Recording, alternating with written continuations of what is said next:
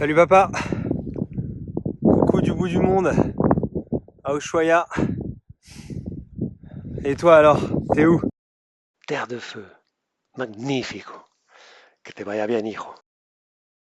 Ici, c'est plutôt la terre en feu. Regarde les herbes rougies au pied des cèpes. C'est très probablement la trace d'utilisation de glyphosate. Sur l'île de Ré, il y a beaucoup, beaucoup, beaucoup de vignes, 650 hectares. Pour mémoire, presque la moitié de la production est destinée au cognac, et émerge, il est vrai, une petite proportion de vignes en bio. Pour ceux qui suivent, qu'on fait l'épisode 3, c'est pas cuit les petits oiseaux. Il y a donc beaucoup de pesticides. Et ce n'est pas fini. À côté des vignes, 120 hectares de pommes de terre, AOP Île de Ré s'il vous plaît, qui n'est pas en bio et qui ne contient aucune mention particulière sur l'utilisation de pesticides dans le cahier des charges que j'ai consulté. Alors, question.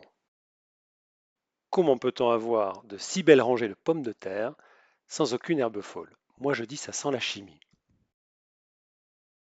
Conséquence, l'indicateur de fréquence de traitement phytosanitaire, IFT, grosso modo un indicateur d'utilisation de pesticides, est un des plus élevés de France sur l'île. Youhou! Donc je suis pas au bout du monde, plutôt au bout du rouleau. Allez, même si ce n'est pas une île dorée, il y a toujours de belles images et des personnes qui font attention à la nature, comme les sauniers ou Jules, chez qui j'ai fait mon stage d'avril en maraîchage. Un petit 360 du potager avant la première rubrique.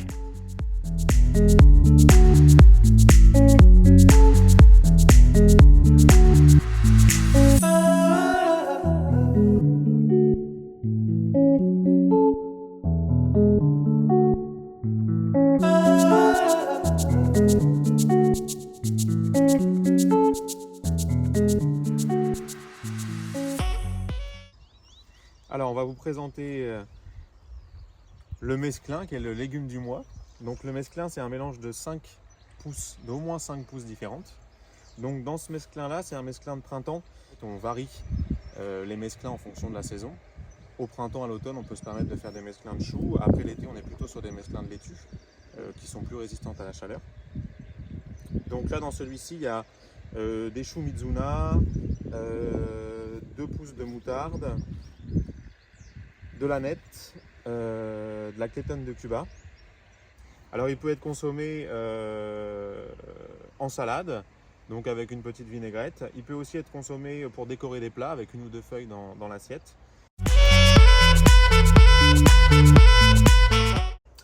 Alors ici on se trouve dans la pépinière, c'est l'endroit de la ferme où on fait le départ de tous les plants. Avant de récolter des légumes, on part d'une graine. Et donc il y a deux semis différents. Il y a le semis direct qui est surtout utilisé pour les légumes racines, les carottes, les navets, les radis, les betteraves. Donc on sème directement en terre. Et les semis qui sont faits en pépinière pour les autres légumes. Donc ça peut être fait de manière différente. Ça peut être semé dans des alvéoles. Par exemple ici pour des salades. Donc c'est des salades qui sont semées une ou deux graines par petite alvéole. Et ensuite qui vont être entre 2 et 3 semaines après plantées en pleine terre. Ici on a l'exemple du basilic qui est semé en alvéole au début. Ensuite il est 2-3 semaines après repiqué en godet. Et ensuite le godet est planté en pleine terre pour le temps de sa culture. Ici on a un semis qui est directement fait en godet, qui est plutôt pour les légumes à grosses graines, les concombres, les courgettes, les courges. Ici on peut voir des tomates repiquées ici dans ce godet. Et là maintenant le plant est prêt pour être planté en pleine terre. Dans une ferme maraîchère on peut acheter ces plants à des vendeurs de plants ou les produire soi-même. Ici j'ai fait le choix de les produire moi-même pour avoir une plus grande diversité de variétés. Vous m'avez réclamé cette séquence, la voilà. Bonjour monsieur le monsieur. maraîcher. Alors je voulais savoir si vous travaillez en semences dites population. Ah, un connaisseur. Alors je travaille qu'avec des variétés de population, que des variétés anciennes.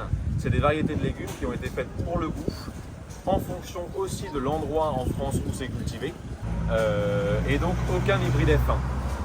Pourquoi? Parce que les hybrides F1, c'est des variétés qui ont été créées uniquement pour le rendement, mais ça n'a pas du tout été travaillé pour la partie gustative. Rapide bilan, à l'actif, plus de 700 tomates plantées. D'ailleurs, celui qui me bouffe des tomates en hiver ou au milieu du printemps, Pampan Cucu. 2000 poireaux, 2000 oignons, et je compte pas le basilic, les cucurbitacées ou les haricots. Dur, dur.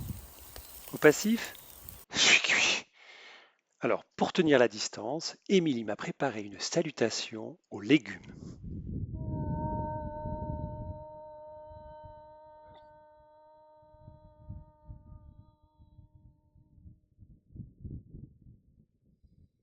Inspire au soleil, expire à la terre. Inspire à la pluie, expire aux astres. Inspire aux saisons, expire aux graines plantées. Inspire aux feuilles, expire aux racines. Inspire pour les bactéries, expire pour les insectes. Inspire pour les légumes, expire pour ceux qui en profitent. Inspire pour le jardinier, expire, ressent tout l'amour qu'il met dans son jardin. C'est l'heure du coucher. Je vous retrouve prochainement pour un bilan des 100 jours. Et chers abonnés, soyez attentifs, peut-être un petit bonus.